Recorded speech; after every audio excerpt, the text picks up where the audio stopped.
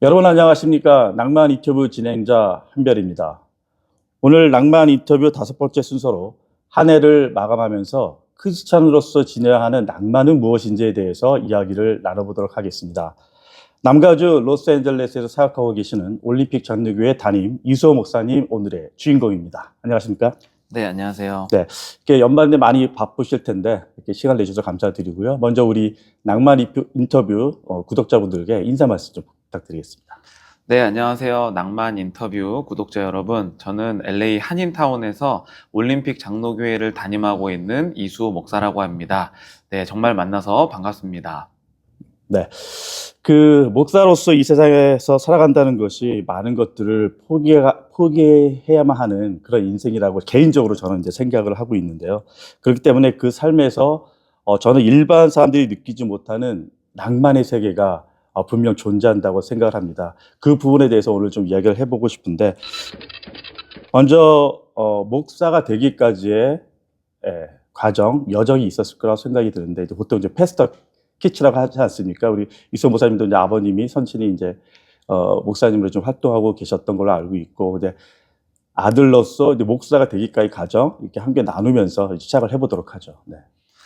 네, 제가 목사가 되기로 했던 거는 사실 중학교 2학년 때 이제 수련회에 가서 네. 좀 신비로운 체험을 해서 음. 그때부터 나는 목사가 돼야 하는구나 라고 이제 생각을 했었고, 부모님이 이제 81년도에 개척하셔서 사실 이제 내년에 은퇴하시고 올해까지 이제 칸 교회를 계속 이제 운영을 하고 계십니다. 네. 그래서 이제 40년이 넘는 기간 동안 한 교회에서 정말 수많은 사람들이 들어오고 나가고 때로는 기쁘고 때로는 슬프고 또 그런 모습들을 보면서 많은 갈등들이 있었죠. 이게 네. 목사를 내가 받은 것 같기는 한데 해야 되나 말아야 되냐. 그래서 정말 많은 방황을 했었던 것 같습니다. 신학교에 보통 많은 분들은 들어가기까지가 고민이고 고난인 것 같은데 저는 일단 들어가고 나서부터가 고민이 훨씬 더 많아진 이제 케이스인 것 같아요. 네. 그래서 그런 부분들을 이제 신학교가 되고 또 사역을 하면서 저는 아마 여러 교회 성도님들이 저를 키워준 게 아닐까라는 생각을 많이 해요. 왜냐하면 지금 돌이켜보면 굉장히 부끄럽고 실수한 것들이 많은데 그 당시에는 이게 마치 하나님의 뜻인 것처럼 생각했었던 많은 부끄러운 일들이 있는데 워낙 어린 나이에서부터 사역을 시작하다 보니까 이제 그런 좀 실수들이 있었던 것 같습니다. 어쨌든 그런 여러 가지 것들을 지나오면서 저는 좀 많은 질문을 했었던 것 같아요. 질문이죠. 네, 네. 질문인데 하나님에 대한 질문도 있고 또 저 자신에 대한 질문들도 있어서 성경도 많이 보긴 했지만 실제로 저는 신학교 학부 내내에서는 철학을 훨씬 더 많이 했습니다. 철학이요. 네, 왜냐하면 저는 그냥 자동적으로 알고 있는 것들인데 이제 사람들은 전혀 모르는 이야기들과의 간격이 너무나도 컸다고 생각이 들었어요. 그러니까 패스터 키츠로서 이제. 그렇죠. 저는 자연스럽게 아브라함과 이삭과 야곱을 알고 있는데 그런 자연스러운 것들이 나는 왜 이런 생각을 하고 있는가? 네, 이런 저는 내면의 질문이 훨씬 더 복잡하게 했었던 것 같아요. 그래서 이제 그런 부분들을 저는 하나하나 저의 내면을 좀 탐색하는 여행을 했다고 할까요? 네, 나는 왜 이런 생각을 하고 있지? 이건 성경의 어떤 부분에서 나온 이야기들이지? 네. 그러면서 제가 지금 목회하고 있는 저희 교회에서도 목사로서 이것을 성도님이 알아야겠다라고 하는 관점도 분명히 있지만 저는 성도님들이 이걸 왜 알아야 할까라는 관점으로 좀 말씀을 시작하려고 노력하는 것 같아요. 제가 그런 이제 고민을 많이 했으니까. 그래서 목사가 되기까지 과정 중을 제가 좀 생각을 해봤는데 군대에서 있었던 에피소드로 저는 좀 설명이 가능할 것 같아요. 군대요? 네, 물론 이제 디아스포라라서 군대 안 다녀오신 분들도 많이 네. 계시겠지만 군대에 있을 때 저는 이제 독립중대라는 좀 작은 부대에서 이제 근무를 했는데 그때 운전병으로 이제 가게 됐습니다. 근데 운전병뿐만 아니라 유류계라고 이제 기름을 관리하고 관리하는 거. 또 기름을 이제 장부 정리를 해야 되는 그럼 또 행정직도 같이 하면서 또 중대 군종이라고 일반 군종은 이제 업무를 안 보고 교회만 있지만 저는 이제 운전병 유류계 다 하면서 이제 주말에만 이제 군종을 하는 이제 그런 이제 복합적인 그러니까 따로 보직을 군종으로 간 건 아니죠. 그렇죠. 이제 중대 군종은 그래서 이제 계속 좀 더 희생하는 어떤 그런 자리였는데요.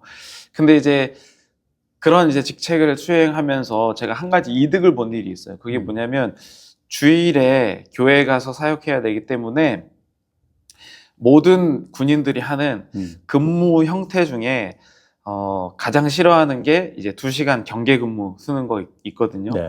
근데 그 2시간 경계 근무보다 더 싫어하는 게 5분 대기조라는 게 있습니다. 한 달에 한 번씩 하나요? 보통? 5분 대기조는 저희 운전병 같은 경우는 3개월에 한 번씩 3개월에 한 번. 네. 일주일 내내 이제 하게 되는 건데, 이제 적이 쳐들어오면 물론 경계 근무를 쓰고 있지만 이제 가장 초기 대응을 하는 이제 한 분대 정도, 한 12명 정도가 맞습니다. 이제 5분 내에 종을 치면 나가야 되는.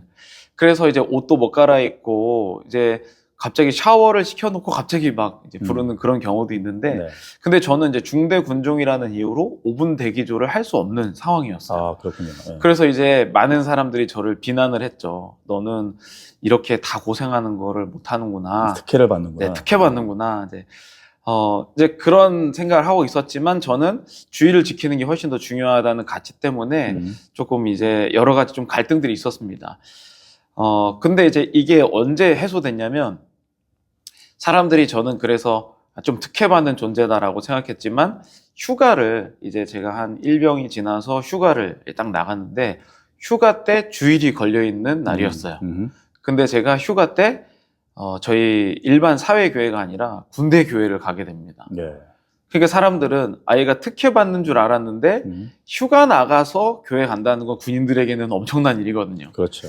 예, 그런 걸 보면서 저 사람이 어떤 가치가 있구나라는 거를 사람들이 이제 저에게 조금 느꼈었던 것 같아요. 네, 인식을 하게 되고. 네. 그리고 이제 좀 또 한 가지 경험은, 이제 조금 더 군대에서 계급이 올라가게 되면 일반적인 2시간 경계 근무를 나가지 않고 하루 이제 당직 근무라고 해서 그렇죠. 이제 당직 완장을 사관. 네. 딱 차고 당직 부사관이에요. 사관은 이제 간부가 그렇죠, 하고 간부가. 일반 병은 이제 거기서 이제 밑에 이제 잡무를 보면서 밤새고 일주일 근무를 안 하는 근무를 하게 되는데, 저는 이제 군종이면서 운전병이면서 하기 때문에 근무를 토요일밖에 쓸 수가 없는 겁니다. 네. 그래서 토요일 날 밤을 이제 아침부터 이제 주일 아침까지 이제 6시까지 근무를 서고 나면 보통은 이제 오전에 휴식을 취하고 잠을 자야 되는데, 저는 이제 밤을 새고 매주 교회를 가게 되는 거예요. 그러니까 이제 병장 때였는데 가장 편하고 가장 그렇죠. 자기가 이제는, 예전에는 이제 힘들어서 안 했던 것들을 이제 병장 때 되면 사람들이 참 늘어지거든요. 그렇죠. 근데 이제 저는 가장 제가 이제 권력을 쥘 수 있는 그 시기에 이제 다른 사람들이 가장 싫어하는 게 토요일이에요. 네, 그래서 토요일 날 쓰고 밤을 새고 교회 가서 헌신하는 모습을 보면서 사람들이 저를 이제 새로 보는 이제 그런 경험을 하게 됐습니다. 네. 근데 저는 이제 목사가 되기까지의 과정을 보면서 이런 순간, 나의 어떤 원칙, 그리고 내가 무엇을 포기해야 되고 무엇을 얻어야 하는가, 이거에 대한 원칙을 잘 세웠다고 생각하는데, 그게 뭐였냐면, 목회자는 비난을 받는 자리에 갈 수밖에 없었다는 거예요. 사람들이 볼 때 저도 이제 여러 가지 뭐 아르바이트도 하고 일도 하고 또 경제적인 활동을 해 보았지만, 사람들이 볼 때 어떻게 보면 목사님들이 하는 행위는 그냥 자리에 앉아 있거나 아니면 좀 책을 읽거나 이런 것이라고 생각하는 부분들이 있는 것 같아요. 강대상 위에 서 있거나. 그렇죠. 네. 좀 멋져 보이고. 그게 이제 어떻게 보면 제가 군종으로서 특혜를 받는다, 비난을 받는다라고 하는 부분일 수 있는 것 같아요.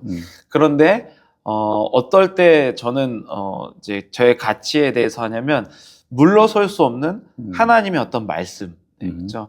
또 구약 성경에 나오는 규례라고 볼 수 있고 하는 그런 부분들이 저는 목회자로서 제가 걸어가는 어떻게 보면 좀 손해라고 볼 수 있거든요. 네.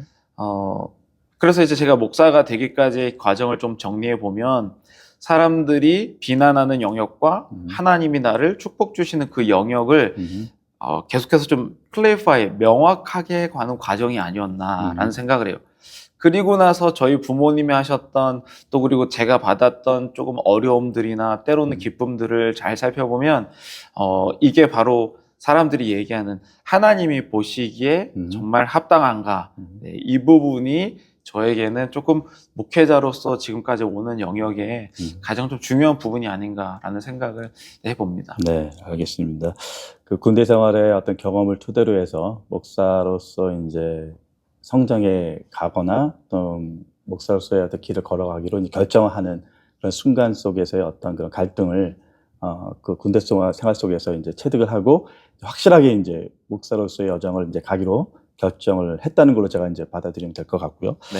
구체적으로 이제 질문을 좀 드려보면 그 목사님에게 있어서 많은 사람들이 생각할 때 교회만 생각하는데 저는 이런 질문을 좀 드려보고 싶어요. 목사님에게 있어서 가정은 무엇일까?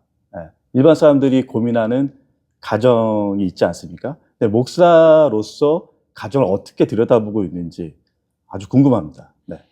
네, 가정, 사실 이제 오늘날의 목사님, 그리고 사모님, 그리고 자녀들이 느끼는 것과 이제 제가 이제 40여 년 전부터 목사 아들로 살았던 것은 조금 다른 것 같아요. 저는 항상 불만이 많았는데 나는 목사님의 아들을 선택한 적이 없는데 태어나 보니 목사 아들로 살아야 되는 좀 답답함이 있었죠. 그래서 예전에 아직도 기억나는 게 그 초등학교 6학년 때 PK 캠프라는 게 한국에 그때 막 처음 생기기 시작했습니다. 그래요? 네, 패스터 키즈들을 막 모아서 그냥 일주일 동안 자기들끼리 얘기하고 밥 먹고 그런 거였는데 일주일 내내 어떤 목사님이 귤을 계속 후원해 주셨는데 네. 귤을 까먹으면서 일주일 내내 울었던 것만 기억이 나요. 예. 어떤 기억이냐면 다 똑같은 거예요. 내가 선택한 적이 없는데 성도님들이 나에게 거룩한 삶을 요구하고 또 거기에서 어떤 막 잣대들을 대는 거를 자기들도 모르게 이제 스트레스를 받고 이제 텐션, 긴장 상태에서 살았던 것 같아요. 네. 그 어린이들이 모여서 나는 그것 때문에 힘들었다. 뭐 쉬고 있는데 누가 교회 열쇠를 갖고 오라고 하더라. 너는 목사 아들인데 왜 그러냐. 뭐 여러 가지 것들을 그렇겠네요. 예. 많이 좀 강제로 저희가 좀 그렇게 당했던 것 같아요. 근데 오늘날에는 목사님들도요, 사모님들이랑 다른 교회 다닌 분들도 계십니다. 그래요? 그게 가능한가요? 네, 심지어는 목사님, 사모님이 따로따로 사역하는 경우도 계시고, 또 심지어는 자녀들도 다른 교회를 다니는 자녀들도 있어요. 네네. 네, 이게 좀 여러 가지 형태가 좀 바뀐 건데, 저는 이제 예전에 제가 이제 있었던 그런 어려운 목회자 자녀로서의 것들이 내가 목사가 되면서 좀 이 부분만은 확실하게 해야겠다라고 생각한 게 있었는데, 그게 뭐냐면, 사명은 목사만 받는 게 아니라는 거였어요. 그러니까 네. 저는 저희 아버지가 사명을 받았다고 생각하니까 항상 저는 이제 수동적인 입장에서 당할 수밖에 없는 그렇죠. 거죠. 그런데 제가 잘 보니까 어떤 성경에서도 마찬가지지만 사명은 가정에게 주시지 독단적으로 주시지 않는다는 거였어요. 네. 그래서 저는 우리 가정에도 생각했을 때 내가 목사로서 만약에 사명을 받았다면 우리 자녀들도 그리고 아내도 함께 사명을 받는다는 것을 인식하는 것이 기본이다라는 생각이 굉장히 많이 들었습니다. 그러니까 인식하지 않으면 이제 아무런 일도 일어나지 않기 때문에 네. 그래서 저는 저의 가정을 봤을 때 우리가 전체가 다 목회자의 가정으로 부르심을 받았다. 이게 저는 첫 번째여서 저희 아이들이 이제 지금 이제 7학년, 8학년이지만 네. 더 어릴 때는 이 부분을 계속해서 저희가 나눴어요. 그래서 저희 아이들은 지금도 일부 예배 때 계속 앉아 있고 예배를 이제 같이 드리게 됩니다. 그래서 그런 부분들이 저는 가정으로서 우리는 함께 부르심을 받은 것이다 라는 이제 좀 명확한 가치가 있고, 그래서 저는 가정이 뭐 따로 막 뭐 엄청난 뭐 비밀이 있다기보다는 이것 자체가 조금 함께 걸어가는 길이라는 생각을 많이 하고 있습니다. 그 부분에 있어서 질문이 아니라 네. 그 아이들은 어떻게 생각하고 있는지 혹시 그거에 대해서 나눠본 어떤 그 기억들이 좀 있을까요? 왜냐면 그걸 쉽게 받아들이기가 쉽지는 않을 것 같아요. 그렇죠. 어렵죠. 이게 그래서 이제 제가 아까 좀 말씀 못 드렸지만 목회자로서 할까 말까를 고민을 엄청 많이 하다가 한 번은 교회에게 엄청나게 큰 상처를 받아서 목사를 이제 그만두려고 한 적이 있습니다. 그래서 제가 찾았던 게 이제 하나님이 이제 교회는 이제 타락해서 사용하지 않으실 것이고 그렇다면 이 교육, 학교를 사용하시겠다. 그래서 제가 이제 처음에는 교육 목회학 박사를 하다가 일반 교육학 박사까지 이제 공부를 하면서 네. 눈여겨봤던 게 이제 유대인 교육이었어요. 네. 근데 그 유대인 교육을 하다 보면 굉장히 중요한 포인트가 있는데 많은 사람들이 유대인 교육 생각하면 토론하고 논쟁하고 좀 말 잘하고 막 이런 걸 생각하지만 실제 유대인 교육은 명확하게 논쟁을 할 사람과 하지 못하는 경우 두 가지를 나눠 놓습니다. 그게 뭐냐면 이제 성인식이죠. 바름 이츠바 바틈 이츠바. 남자와 여자가 이제 다른데 12살, 13살에 성인식을 하기 이전까지는 논쟁을 할 수가 없어요. 자격이 안 되는 자격이 안 되는 거죠. 근데 만약에 성인식을 하고 난 다음에는 어른들이 이제 이 아이는 어른이 된 겁니다. 그래서 이 아이에게 더 이상 주입하지 못해요. 가르치지 못합니다. 그냥 어른으로서 대화를 하는 거죠. 독립적인 그렇죠. 인격체로. 그냥 이제 성인식에서 하는 게 뭐냐면 이제 하나님과 독대할 수 있는 자리다라고 하는 걸 인정해 주는 거죠. 그러니까 부모는 언제까지 키우냐면 12살, 13살까지만 키우는 네. 거예요. 그 이후로부터는 이제 어른이죠. 그러니까 이제 여기서 제가 알 수 있었던 게 뭐였냐면 12살, 13살까지는 제가 가르치고 훈계하고 말씀을 암송하고 윤곽을 잡아주는 거고 이제 저희 아이는 7학년, 8학년이거든요. 여기부터는 제가 그 아이들을 가르치는 것은 아니에요. 제가 그동안 12년, 13년 동안 제가 그동안 가르쳤던 것을 바탕으로 여기부터 아이들이 선택하는 과정을 가는 거죠. 그렇군요. 네. 그러니까 질문하시는 것으로 보면 제가 여지껏 아빠의 철학과 아빠의 목회적 그리고 아빠가 할아버지와의 관계에서 받았던 실패들을 저는 아이들과 충분히 나눴고 이제부터는 너희들이 선택하고 너희들이 결정하는 거다. 네. 이게 이제 질문하셨던 이게 받아들이냐 안 받아들이냐의 차이겠죠. 그럼 이제 결론적으로 봤을 때 이제는 앞으로 그 자녀분들께서 나름대로의 독립된 가치관을 가지고서 신앙생활을 해 나갈 텐데 아버지가 지금까지 12년 동안 가르치면서 교육해왔던 그걸 바탕을 했을 때 어떤 식으로 아이들이 받아들이고 갈 것 같은지 그 예상이 좀 되십니까? 그 한 예로 하면 지금 이제 7학년, 8학년이니까 애들이 이제 딱 그 바름 이츠바 바틈 이츠바 나이가 딱 살짝 지난 상황인데 저희 교회가 작년부터 이제 주일 성수 개근상을 시상을 하고 있어요.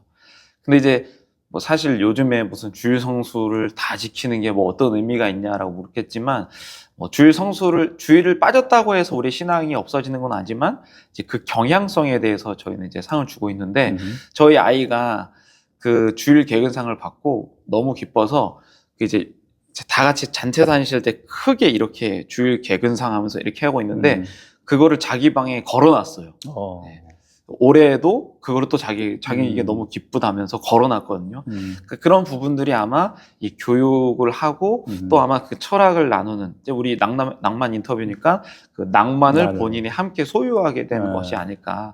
라는 생각을 하게 됩니다. 저희 어렸을 때는 그 교회 출석이 아니라 학교 개근상 그쵸, 네, 그쵸, 이거에 대해서 많이 그 무게를 뒀었는데 또 아버님의 어떤 그런 가르침과 그런 것들이 가정에서의 그 가르침이 자녀들한테 자연스럽게 이어져서 스스로가 이제 선택할 수 있다는 거. 그게 어떻게 보면 또 낭만일 수도 있다는 그런 생각을 또 해봅니다. 자, 지금 가정에 대해서 이제 간략하게 이야기를 했다면 이제 목사님께서 올림픽 장로교회 이제 담임이 시작하신 게 제가 알고 2021년으로 제가 알고 있는데 연말 이쯤이었던 걸로 기억을 하는데 이제 3년이 이제 흘러갔어요.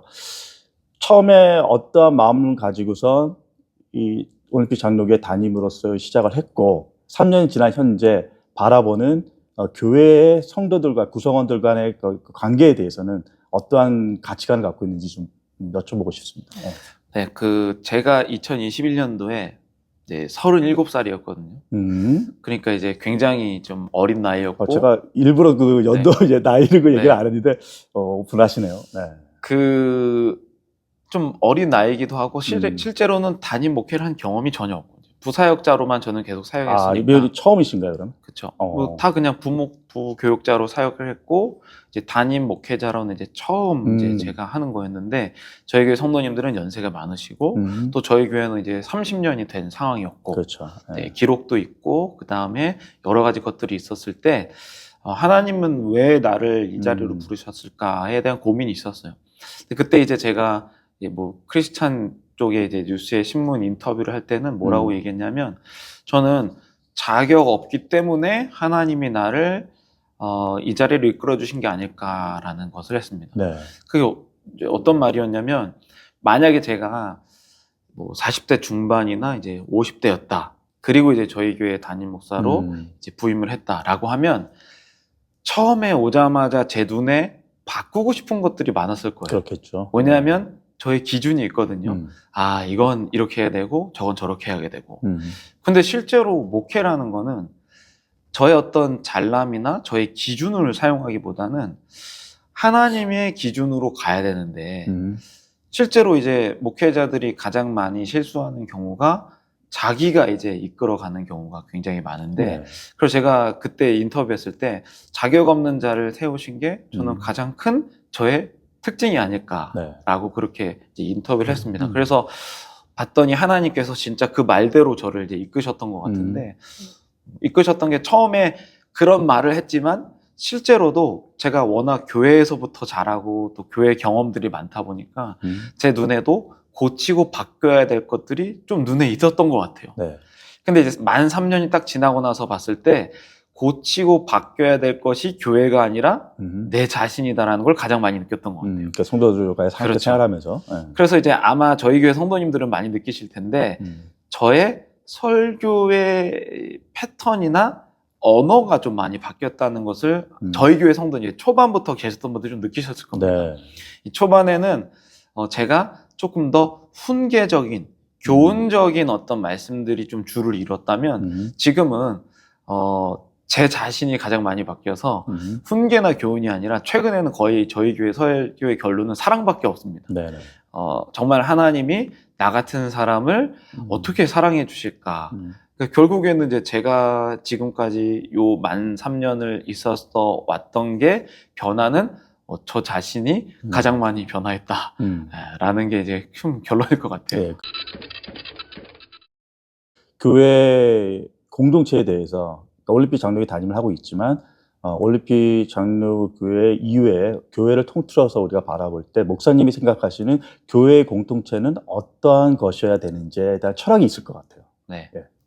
그게 이제 사실은 저희 교회 딱 들어오시면 홈처치라고 써 있는데, 네. HOME가 이제 약자예요. 네. 근데 이제 그런 다른 걸 다 떠나서 제가 이제 담임 청빙 투표를 바로 하기 전에 첫 번째 이제 저에게 질문이 들었던 게, 저를 이 자리로 이끄셨던 하나님이 왜 그러셨는지 질문이 좀 더 컸어요. 나는 아직 이 LA 지역에서 죄송하지만 오래 살고 싶지 않았고, 나는 다른 지역에 가고 싶었고, 저의 꿈은 다른 곳에 있었는데 왜 나를 여기 부르셨을까라고 생각하던 중에, 제가 이제 새벽 기도를 하고 이제 한인타운을 지나서 쫙 갔는데, 이제 교회 명판이 되어 있는 곳에 한 노숙자가 이제 그날에 이제 돌아가신 장면을 이제 제가 딱 보게 된 거예요.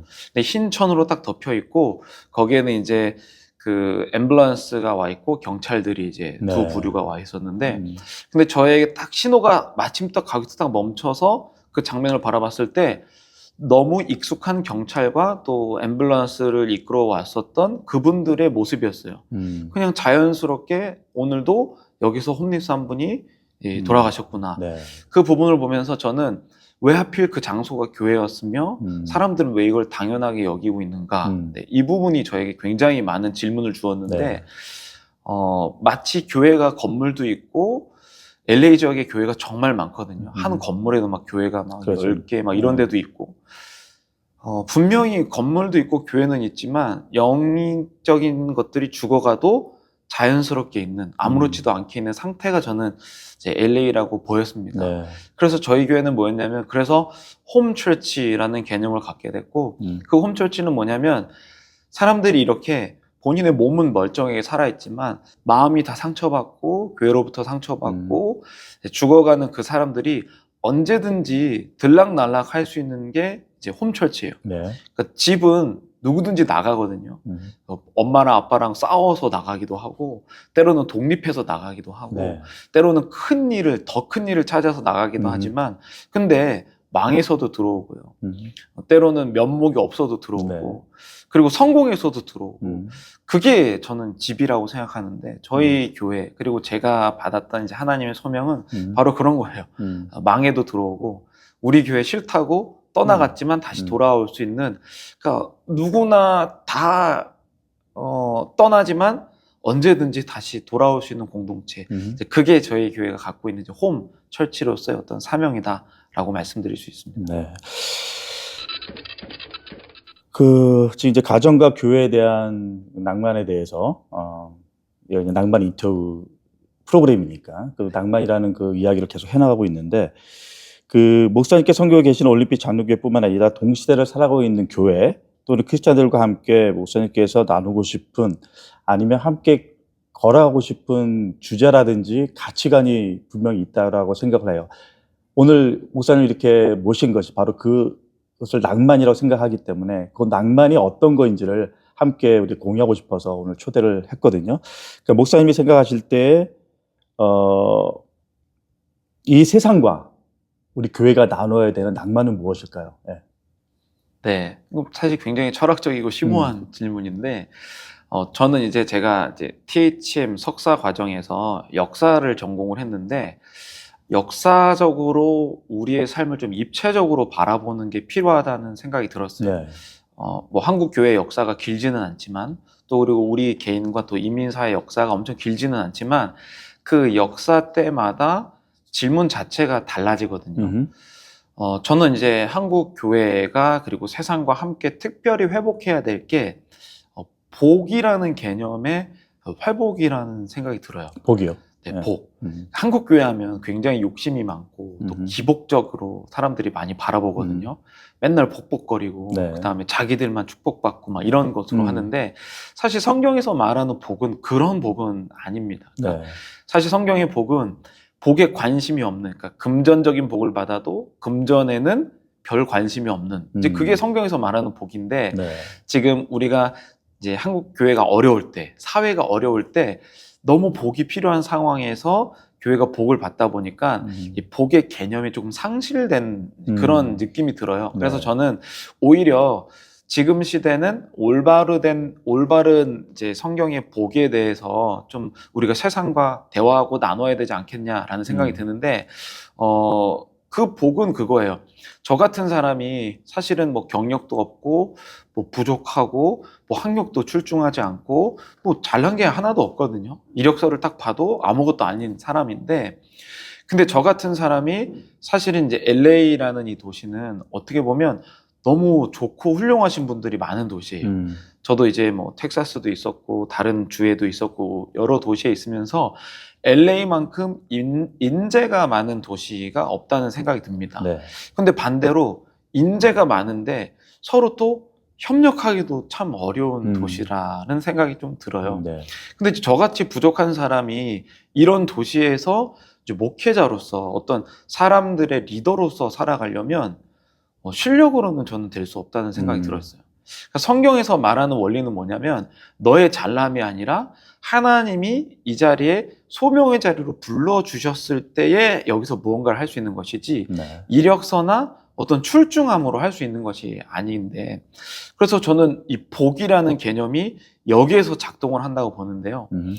만약에 저 같은 사람이 하나님의 복이 없으면 LA에서 일주일도 목회 못한다고 생각합니다. 그렇죠. 네. 그러니까 그 복은 뭐냐면, 우리가 생각하는 막 잘 되는 어떤 물질적이나 아니면 만사 형통하는 복이 아니라, 하나님이 지금도 나와 함께 하시고 나에게 지금 대화하시는 분이다. 네. 그러니까 그 같이 계시는 그 하나님의 이게 정말 큰 복이에요. 네. 그러니까 제가 이제 실제적인 예를 들면, 그 저희 교회 예배를 드리고 그 성도님들이 정말 저에게 복덩이처럼 다가오시는데, 뭔 복이냐면 막 돈을 주시고 이런 게 아니라 목사님의 말씀을 통해서, 우리 예배를 통해서 제 삶이 변했다는 거예요. 아멘. 네. 이게 복이죠. 그러니까 목회자가 받는 복이 막 교회가 커지고 건물이 막 웅장해지고 이게 복이 아니라, 아니 하나님의 말씀을 통해서 예배를 통해서 사람이 지금 힘을 얻고 바뀌었다는데, 이제 이게 하나님의 복이죠. 아멘. 그러니까 제가 세상과 교회가 나눌 수 있는 거는, 교회 오면은 여러분들 복 받습니다. 막 만사 형통하고 막 돈 잘 벌고 뭐 이런 복도 하나님이 주시거든요. 그런 복을 제한하는 게 아니라, 실제적인 복은 하나님의 말씀을 듣고 나의 인생이 이래서 어려운 거였군요. 아, 내가 이래서 힘든 거였군요. 그 원인을 찾고 다시 회복된 상태로 돌아가는 거. 근데 그게 목사와 성도가 나눌 수 있는 가장 큰 복이거든요. 근데 그게 하나님이 저에게 주신 복이에요. 일반 사람들의 삶에도 마찬가지죠. 분명히 모든 사람들은 열심히 살거든요. 우리 한별 진행자님도 또 수많은 사람들이 열심히 살아요. 근데 열심히 살아도 계속해서 아프고 힘들고 어렵습니다. 맞아요. 왜냐하면 원인을 못 찾기 때문인데, 근데 그 원인은 뭐 요즘에는 강연도 있을 수 있고, 막 유튜브를 볼 수도 있고, 여러 가지 것들도 있지만, 하나님이 나 같은 사람을 어떠한 이유로 불러주셨고, 또 그게 왜 그런가를 말씀과 예배를 통해서 반드시 알려주시거든요. 그게 사실은 이 세상 사람들에게 교회가 줄 수 있는 복입니다. 그래서 저는 이제 만약에 세상과 좀 우리가 좀 낭만을 걷는다라고 얘기하면 내 자신이 사실은 요즘 사람들은 어떤 낭만을 구해야 하는지도 몰라요. 옛날에는 어떻게 보면 물질적 풍요가 조금 적었기 때문에 우리가 가질 수 없는 것에 대한 낭만을 추구하면서 살았어요. 그렇죠. 네, 뭐 큰 집이라든지 아니면 예전에 한국 분들은 내가 미국 한번 가보는 거, 그렇죠? 좋은 외제차 한번 타보는 거. 근데 오늘날에는 그게 돈을 꿔서라도 실제로 이루어집니다. 그렇죠? 좋은 차를 타고 싶으면 먹을 걸 포기하고 좋은 차를 타는 낭만을 누릴 수가 있어요. 그렇죠. 그러다 보니까 사람들이 요즘에는 실제로 자기가 어떤 낭만을 누려야 하는지도 몰라요. 근데 그게 근원적인 하나님의 도움이 없이는 우리가 못한다는 거죠. 네. 그래서 저는 교회가 줄 수 있는 것, 뭐 우리 낭만 인터뷰의 언어를 빌리자면 그 낭만을 찾는 것, 네. 그러니까 하나님이 나에게 어떤 복을 주시는지 실제로 알 수 있는 것. 이제 그게 이제 저는 이제 교회와 또 세상과 또 제가 나눠야 될 아주 큰 주제가 아닌가라고 생각을 네. 해봅니다. 제가 오늘 이렇게 이수호 목사님과 낭만에 대해서 인터뷰를 한 목적이 바로 이제 목사님께서 지금 이제 말씀해 주신 건데, 매 연말에 우리 목사님들은 아주 바쁘잖아요. 뭐 크리스마스도 해야 되고 새해도 또 이제 맞이하면서 이제 어떤 준비도 하는 시기로 저는 이제 알고 있는데, 바쁜 가운데서 이렇게 시간을 많이 내주셨는데, 제가 이렇게 얘기를 들으면서 어느 정도 교회, 크리스찬이라면 가져야 하는 낭만이 무엇인지에 대해서 조금이나마 느낄 수 있었던 그런 시간인 것 같아서 좀 뿌듯한데요. 이제 시간을 좀 맞춰야 될 것 같아서 올림픽 장로교회뿐만 아니라 우리 모든 LA 시민, 우리 남가주 LA에서 우리가 지금 섬기고 있으니까 그 작게는 또 LA 시민, 나아가서는 전 세계 크리스찬과 또 믿지 않는 사람들한테 당부하고 싶은 얘기가 있으면 이 시간 통해서 한번 해주시기 바랍니다. 네, 뭐 저 같은 사람이 당부할 거라기보다는 하나님이 계시다라는 것을 좀 말씀드리고 싶어요. 그리고 그 증거가 저는 저의 삶이다라고 또 말씀을 드리고 싶은데, 사실 힘들고 또 어렵고 굉장히 좀 혼란스러운 사회입니다. 좌쪽 아니면 우쪽이나 하나를 반드시 선택하지 않으면 살기 어려운 시대인데, 그럼에도 불구하고 하나님이 내 얘기를 들어주시는 분이다. 네, 그게 저는 어떻게 보면 이 시대에 우리에게 가장 큰 위로와 또 제가 뭐 당부라면 드릴 수 있는 말이 아닐까 생각이 들어요. 네, 알겠습니다. 네, 낭만 인터뷰는 언제나 올림픽 장로교회 이수호 목사님을 응원하도록 하겠습니다. 나아가 당신을 진정한 낭만으로 인정합니다. 오늘 시간 내주셔서 감사드립니다. 네, 감사합니다. 네. 네, 지금까지 낭만 인터뷰 5번째 시간으로 올림픽 장로교회 담임 이수호 목사님과의 인터뷰 시간 가졌습니다. 오늘의 순서는 여기까지입니다. 고맙습니다.